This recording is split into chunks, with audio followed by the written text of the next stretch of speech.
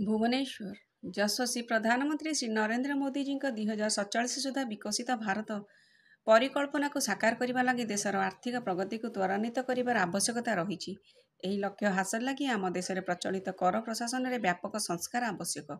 साधारण जनता उपर टिकस बोझ ह्रास करने लगी आज बैठक में व्यापक आलोचना पर अनेक द्रव्य और सेवा उपर जीएसटी हार कमाइबा और केतेक द्रव्य और सेवा को करमुक्त करने परी जुगान्तकारी निष्पत्ति नि जीएसटी ऐतिहासिक संस्कार एक मुक्त एवं स्वच्छ अर्थनीति सृष्टि करिबो, अनुपालन बोझ ह्रास करिबो एवं क्षुद्र व्यवसायी मानक उपकृत करिबो एवं देश में वाणिज्य व्यवसाय को प्रोत्साहन देवा क्षेत्र में गुरुत्वपूर्ण भूमिका ग्रहण करिबो।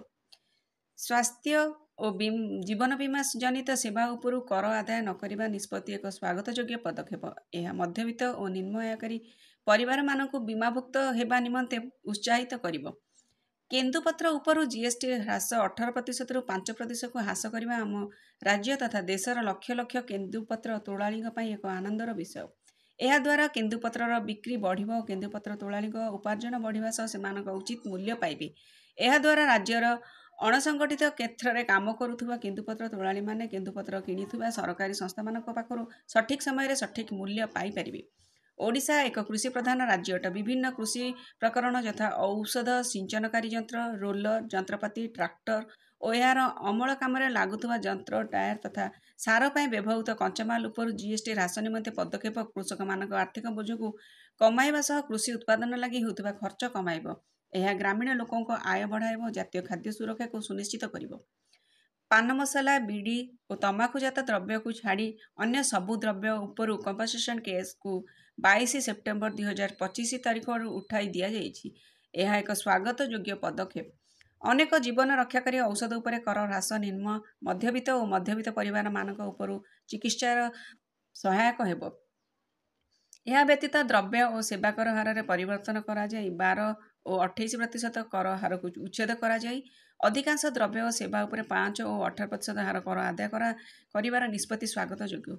औषध, दुग्धजात द्रव्य, प्रक्रियाकृत खाद्य सहित साधारण लोक व्यवहार करुवा अन्य प्राय 150 रु अधिक सामग्री यथा 2500 टंकारु कम मूल्यर वस्त्र सामग्री और जोता, संरक्षित करा जायथिबा माछ, मांस, चुंगुड़ी, कंकड़ा, छतु, जाम, जेली, फलरस, पैक होइतिबा नमकीन, भुजिया, मिक्सचर, सोया बड़ी, बीरी और मुग बड़ी, मधुमेह रोगी खाद्य, गालीचा, thermometer, geometry box, toothpaste, TV, छता, बासन कुशन, सिलाई मेसीन, बाइसाइकल, पानिया, मुंडकंटा, शैम्पू, केश तैल, सेविंग क्रीम उपर कर ह्रास होइछि जहाँ निम्न मध्यवित्त और मध्यवित्त परिवार खर्च ह्रास करिवारे सहायक हेब एवं सेमानक जीवन धारण मान उन्नति घटिब।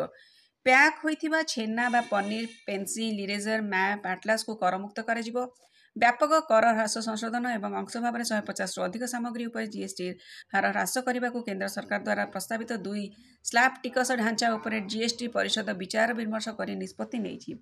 लोकप्रिय तथा पैक होइतिबा जलखिया सामग्री एवं मिठा मिठा साम्य सामग्री उपर जीएसटी 18% रु 5% ह्रास करने को केंद्र देइथिबा प्रस्ताव अनुमोदन होइछि। सीमेंट उपर जीएसटी हार 28% रु 18 को ह्रास निर्माण शिल्प और साधारण लोकों एक बड़ माइलखुंट हेब।